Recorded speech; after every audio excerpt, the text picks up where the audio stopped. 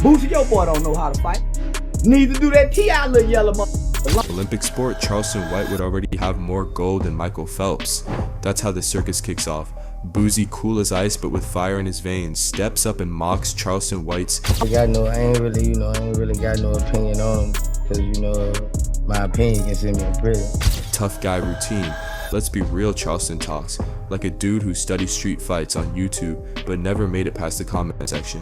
I'm Kanye West, that's where we was wrong at, homie. Yeah. Why slap him for what, nigga? When you had a 15-year-old hitman, nigga, that murdered black people. The man barks louder than a junkyard pit bull, but when it comes to actually throwing hands, he couldn't box a pizza. If you're loving the tea, don't forget to like, drop a comment, and hit that subscribe button like it owes you money. To him, why do Boosie get all the love? As if he the killer. And Boosie ain't no mother killer. You can slap Boosie and that bitch do nothing. You can slap little Boosie, that don't do nothing. Boosie saw straight through the act. He didn't even need to break a sweat, just laughed, shook his head, and basically said, "Bro, I'd respond, but prison food doesn't taste that good." That's cold. Imagine knowing you could end someone's career with a single move, but choosing silence because you're too busy protecting your freedom. That's not weakness, that's boss level discipline. And here's where it gets wild. So one dude said he's the one who got your son arrested. How do you feel about stuff like that? Who got my son arrested? Then he said Charleston White went on the record. I don't know, man. I don't fuck with Charleston White. That nigga, they're Prussian. I ain't fucking with y'all. I'm keeping that nigga name out my mouth that day. Charleston thought he could rattle Boosie with his usual strategy, find a target, clown them endlessly, and let the internet hype him up. But here's the twist, you can't out-troll a man who's already survived decades in rap beefs, courtroom battles, and the streets. Boosie's not just built different, he's basically made of concrete and unfiltered Twitter rants. So when Charleston started spitting venom, Don't know how to fight. Neither do that T.I. little yellow motherfucker. Long hair freak. That little don't know how to fight either. Get them y'all baby this rapper baby. Boosie flipped the script. Instead of screaming back or matching the chaos, he mocked Charleston's whole alpha tough guy shtick. He let him know point blank, "Fam, I'm not scared of you, I'm scared of what'll happen if I actually say what I want to say." That's like holding a bazooka and casually telling your enemy, "Relax, I'm just not in the mood today." Lil Marlo was the killer. Lil Boosie ain't had a fight with nobody. That you punch him in the nose, that bleed to death because he a diabetic. You can't give him no black eye. He'll die. He a diabetic. The internet ate it up. Memes flew. Fans split into two camps. One half laughed at Charleston like he was a circus clown trying to pick a fight with a lion. The other half whispered, "Oh damn, Boosie's calm voice is scarier than a death threat."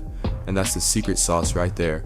Charleston wanted a shouting match, but Boosie gave him something worse, silence laced with danger. It was only the opening move, but already the chessboard was set. And spoiler alert, Charleston had no idea he just lit a fuse on a bomb called "Don't Mess With My Family." Charleston White doesn't beef, he speed runs chaos like it's a video game.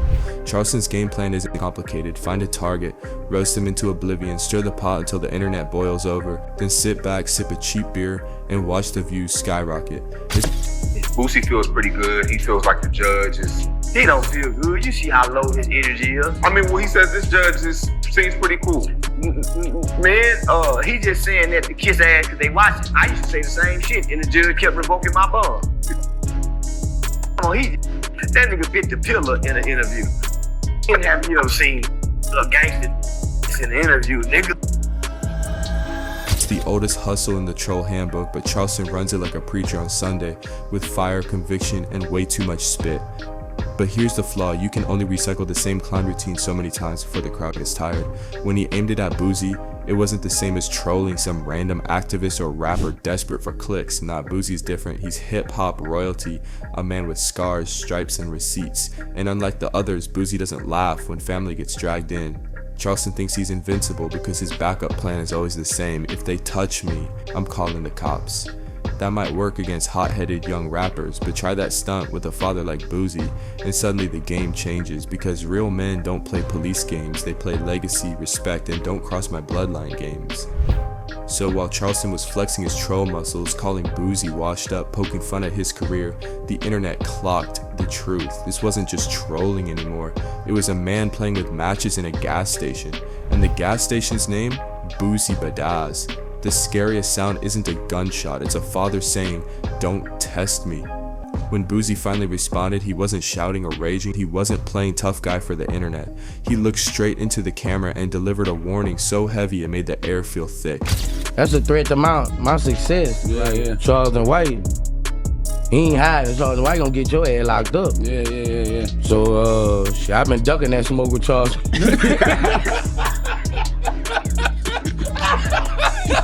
That's the only smoke I ever heard Boosie say he ducking. That's some smoke you don't want, man. Hey, I ain't trying to have no man calling no DAs on and all this on me. That's real shit. Yeah. It's real fake shit. Well, people got to realize, right? If you look at our community, I don't understand why people make threats online. Why? It was the kind of warning that doesn't need volume, the kind that says, if you keep talking, I'm willing to risk everything. Fans went wild, some cheered. That's how a real dad handles disrespect. Others whispered nervously, "Oh no, Charleston just unlocked hard mode." The suspense was thick enough to slice, and Charleston? He laughed off. But deep down, even he had to know this wasn't the type of smoke you can just troll your way out of. Leave it to Kanye to spark a rap dad civil war by wearing a shirt. The crazy part, this entire fiasco traces back to Kanye West and that infamous White Lives Matter stunt. Boosie, never one to bite his tongue, roasted Kanye for disrespecting black culture, and Charleston saw his golden ticket. Instead of backing Boosie, he flipped the script, mocked him, called him a hypocrite, and decided Kanye's shirt was the bridge to start chaos. From that moment on, Charleston tied Boosie's name to Kanye's like a toxic duet. Every time Ye made headlines, Charleston dragged Boosie back into the mix, and the internet, they ate it up like popcorn at a car crash. Charleston didn't stop at Boosie's family. He expanded his so-called beef buffet and went after King Harris, T.I.'s son. The insults weren't subtle or clever. He called him spoiled, soft, even predicted a future behind bars. That wasn't trolling, it was straight up character assassination, and King, he wasn't about to take it lying down. He grabbed his phone, went live on Instagram, and unloaded on Charleston like a mixtape of fury. Every word was sharp, every clapback deliberate, every expression saying, "You just crossed a line you can't take back." The internet reacted instantly. Clips of the live spread like wildfire. Millions watched, commented, and shared. People were no longer laughing. The amusement had shifted to nervous anticipation. Charleston's antics had gone from annoying to reckless, and then came T.I. himself. Not with a tweet or a comment, but with presence, stepping in like a general defending his heir. Calm, authoritative, and unyielding, T.I. made it clear this wasn't a joke. This wasn't just internet drama. Suddenly, Charleston was facing two rap dynasties, two bloodlines, two fathers who weren't playing games. The stakes escalated overnight. Social media feeds became war zones. Fans speculated, memes circulated, and commentary exploded. What had started as a viral stunt had transformed into a cultural standoff. Charleston's smirk, once infectious, now seemed reckless. Every joke, every taunt, every clip he posted fueled a fire he couldn't control. There's funny trolling, and then there's playing hopscotch on a minefield. At this stage, Charleston had stopped being just a clown for views. He wasn't the guy people rolled their eyes at and scrolled past anymore. He had crossed over into something darker. He became the villain of the culture, the character everyone loved to watch but secretly feared.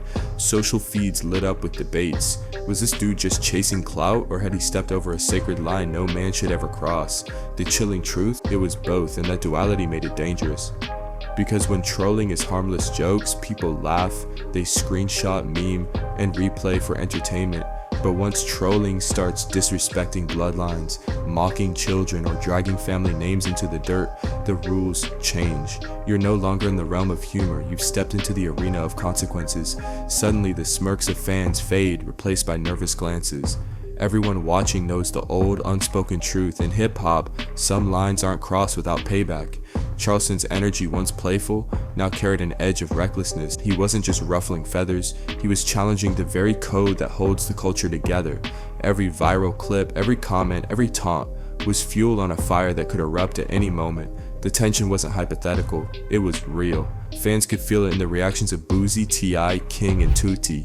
men whose roles as fathers and cultural gatekeepers had just been provoked. This was the turning point.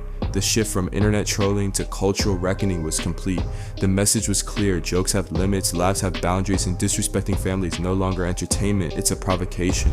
In that moment, Charleston wasn't just a viral personality anymore. He was a target, and the countdown had begun. You can clown a man's music, his money, even his fashion, but don't you dare touch his family. Boosie and T.I. weren't stepping in to defend their brands, their record sales, or even their social media clout. They were defending something far more primal, their roles as fathers. That's why their warnings hit harder than any diss track could. There were no clever bars, no punchlines designed for viral traction, just the weight of authority, pride, and protection. When a father speaks for his children, every word carries a lifetime of responsibility, and the culture felt it immediately. Every clip, every live reaction, every snippet of Boosie or T.I. speaking directly to Charleston spread like wildfire. It wasn't just rap beef anymore. It was human. It was raw. It was something you didn't need to know the history of hip-hop to understand. Millions of viewers could feel the tension in their own lives, the instinct to shield what you love, to set lines that nobody crosses. The reactions weren't just online chatter, they were debates, hot takes, and social media storms that stretched across platforms. Fans dissected every nuance, the calm firmness in Boosie's voice, the protective fire in T.I.'s eyes, the subtle shifts in Charleston's smirk as he realized this wasn't a game anymore. People laughed at the trolling at first, but then the tone changed. Nervous respect replaced amusement, because everyone knows deep down that family is untouchable. This was the kind of moment that transcends trends. It reminded the culture that hip-hop at its core isn't just about ego or flexing, it's about values, respect, and the bloodlines that define us. Fathers had spoken, the game had boundaries, and the world, glued to their screens, felt it. This beef had more layers than a hood lasagna. Think about it, Kanye's stunt set the table. A seemingly small, silly move, a shirt, a tweet, a viral moment sparked the first ripple, but the waters didn't stay calm. Boosie weighed in, calm but sharp, calling out the disrespect and hinting that words have consequences. Charleston, of course, kept trolling, laughing, baiting, and acting untouchable like this was all a game. But the game was already changing rules, and suddenly Tutti Raw was dragged in, stepping into a storm that wasn't his doing yet demanded his voice. Then King Harris clapped back, words sharp and unfiltered, staking a claim that this wasn't just entertainment, it was personal. And when T.I. entered the ring, protective and calculated, the energy shifted completely. This wasn't online posturing anymore. This was hip-hop's sacred code being enforced in real time. Disrespect family, and you risk more than a social media meltdown. You risk a reckoning. Suddenly, this wasn't just an internet spat. It was a collision of eras, of generations, of identities. It was fatherhood versus ego, legacy versus clout, respect versus bravado. Each new comment, each clip, each meme added another layer, like a story unfolding in live time, with millions of witnesses glued to every second. And that's why the internet couldn't look away. It wasn't just messy. It wasn't just drama for clicks. It was legendary messy, a perfect storm of culture, personality, pride, and history, all boiling over in a way that felt inevitable but still shocking. Because in hip-hop, these battles are never just words. They're tests of character, of lineage, of who will stand when the cameras turn off. And in this case, every layer of the lasagna was spicy, simmering, and ready to explode. By the end, Charleston was still laughing, still taunting, still baiting. His voice carried the same smug tone, but the vibe in the room and online had shifted. Fans weren't giggling anymore, they weren't hitting replay for entertainment, they were rewinding, watching every twitch, every smirk, every name drop, realizing that this wasn't just another viral rant. The energy had turned heavy, like storm clouds rolling in before the thunder. Because everyone knows disrespecting family doesn't stay online forever. Boosie, with his calm warning, sounded less like a rapper and more like an elder statesman of the streets. His tone said, "This isn't rap beef, this isn't trolling, this is dangerous ground." T.I., on the other hand, had that protective fire. You could see it in his eyes. This wasn't about clout, this wasn't about ego, this was about his bloodline, his children. And when a father feels his family is under attack, history tells us things can turn very real, very fast. Then came King and Tutti, young, raw, unfiltered. Their voices weren't polished for the cameras. They weren't playing politics. They were stepping into the line of fire because that's what kids do when their family name is dragged through the mud. To them, Charleston wasn't just an internet character. He was a grown man crossing a sacred line. The internet sat glued. Comment sections turned into war rooms, half begging for peace, half egging on the chaos. Memes flew, but underneath the laughter was a nervous tension. People knew what this looked like before, small sparks that eventually ignited full-blown feuds, fights, and tragedies in hip-hop history. Everyone was asking the same thing: is Charleston really untouchable, or is he daring someone to test that claim? And that's the real twist. What started as a silly shirt from Kanye spiraled into a high-stakes showdown about honor, pride, and bloodlines. Charleston thinks his armor is the internet, that going live and cracking jokes makes him invincible. But in hip-hop, nobody's untouchable when family's involved, because respect is the currency of the culture. And when you gamble with a man's children, you're not playing for views anymore. You're playing for legacy, for pride, for something that doesn't reset with the next viral clip. The countdown has already begun.